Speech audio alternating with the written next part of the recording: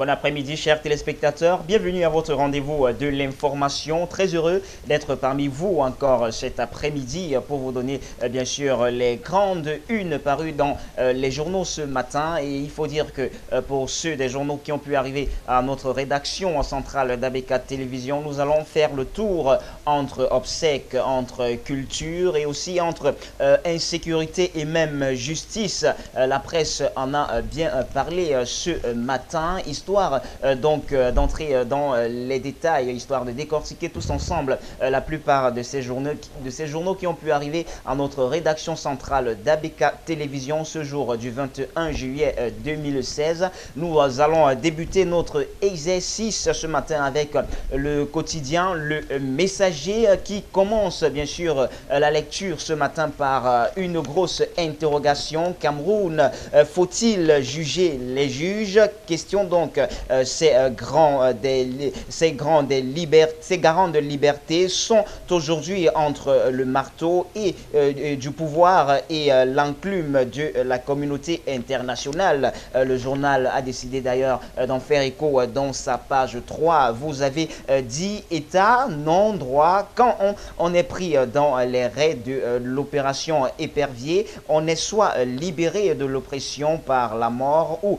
par les justices ou par les juristes internationaux. Les juges garants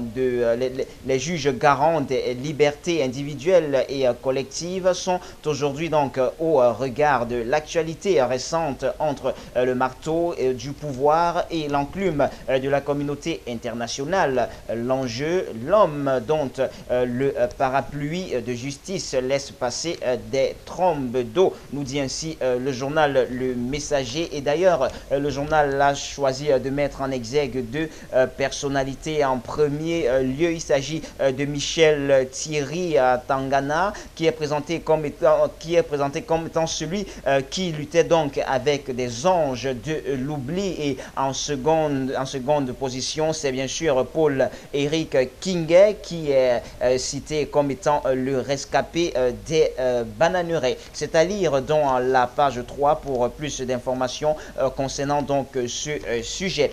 Et à l'extrême droite, à l'oreillette droite du Messager ce matin du 21 juillet, obsèques officielles, le dernier voyage d'Anne Marinzier. Le Messager en fait écho ce matin. La levée de corps donc de la mémé nationale a lieu ce jour du côté de Yaoundé. Et dans la page 10, vous en aurez tous les détails et même le programme bien détaillé des obsèques de la mémé, un bel hommage donc pour la mémé de la chanson camerounaise qui a tiré sa révérence il y a presque 3 mois, âgée de 84 ans. C'est à lire donc dans la page 10 de votre journal Le Messager de ce matin. Restons dans le même journal, mais pour parler cette fois-ci de la culture, on s'intéresse aux écrans noirs 2016, cahier d'un retour au pays national pour Jean-Pierre Bekolo.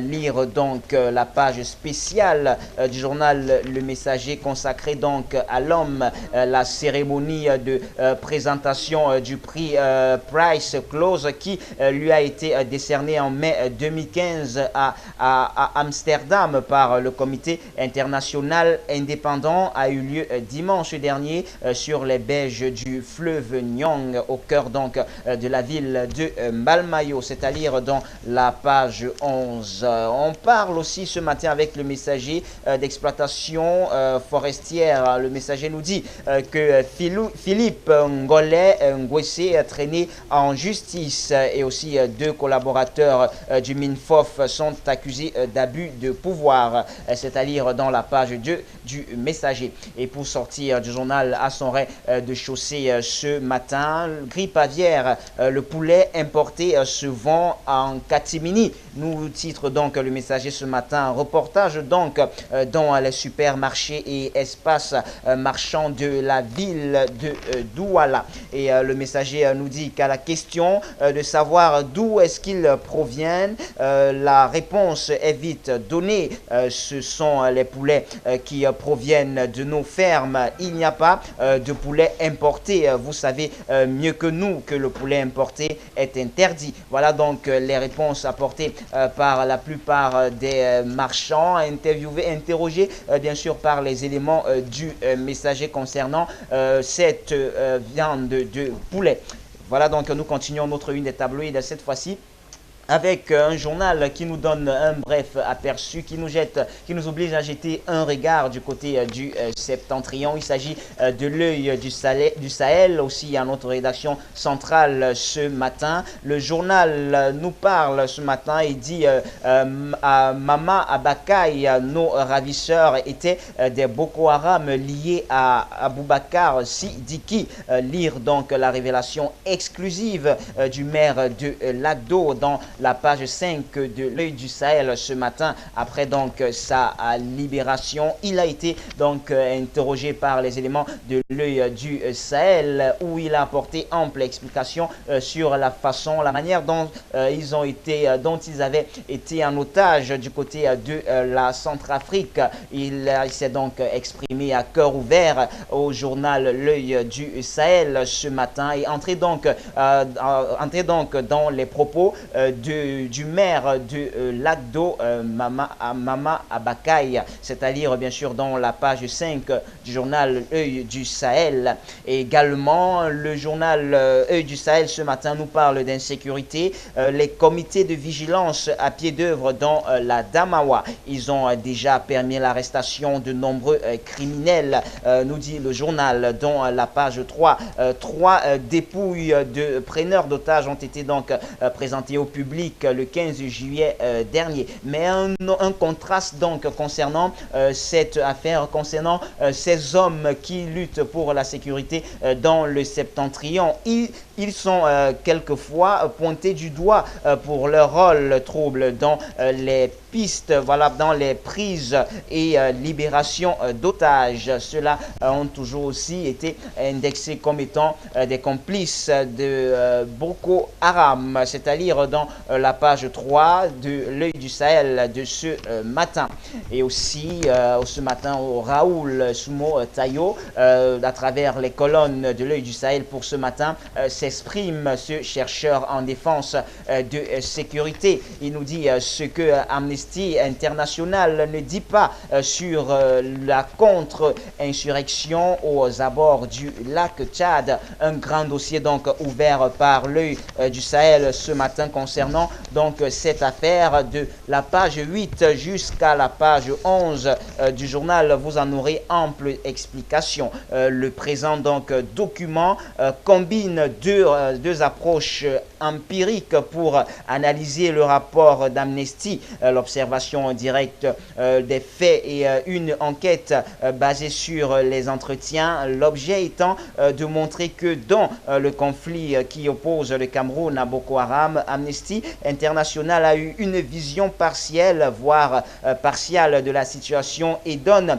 fatalement l'impression d'avoir clairement choisi son camp. À lire donc dans les pages 8 jusqu'à la page 11 du journal L'œil du Sahel de ce matin. Également, nous, on s'intéresse aussi aux sphères bleues. C'est le journal Le Jour ce matin aussi qui commence avec ce qui se passe du côté de Yaoundé, RDPC. Yaoundé 6, ça chauffe au RDPC. Le maire Martin Paul Lolo et l'un de ses adjoints, Saint-Eloï Bidong, opposé donc par rapport à la gestion de la mairie. C'est dans la page 4 que le journal a décidé décidé donc d'en faire écho. Le maire Paul Martin Lolo et le troisième adjoint donc Saint-Éloi Bidong en désaccord total sur un constat de mauvaise gestion du RDPC, leur parti politique bien sûr. Mais le journal Le Jour a bien sûr contacté au téléphone hier le maire de Yaoundé 6 pour s'enquérir de sa réaction face à ces accusations formulées par son troisième adjoint. Paul Martin Lolo refute les accusations de suspension des indemnités de maire de Saint-Éloi Bidong. C'est à lire bien sûr dans la page 4 de votre journal Le Jour de ce matin. Nous restons dans le même journal, la l'oreillette droite, pour parler aussi. Il faut dire que le quotidien Le Jour, lui, enfonce plutôt le clou concernant toujours cette situation d'Amnesty International. Raoul Soumotayo, faut-il terroriser les terroristes? Réaction donc au rapport d'Amnesty International. Dans la page 5, vous en aurez donc les questions de principe suite au dernier rapport d'Amnesty International sur l'armée camerounaise. Le clou est donc enfoncé ainsi par le journal quotidien Le Jour paru dans les kiosques ce matin. Il faut dire que Raoul Soumotayo, par ses propos, il dit si l'utilité de rapport d'Amnesty International est incontestable malgré les lacunes que j'ai relevées dans mon contre-rapport, je note tout de même pour le déplorer que la lecture que fait Amnesty International des modalités de contre-surrection aux abords du lac Tchad tend à dissimuler le terrorisme en l'assimilant aux pratiques de droit commun. Il faut être lucide, comme le relève Barthélemy Courmont. On ne peut pas traiter du terrorisme comme si on le ferait d'un adversaire stratégique classique au risque d'essuyer des échecs fatals. C'est à lire dans la page 5 du journal Le Jour de ce matin.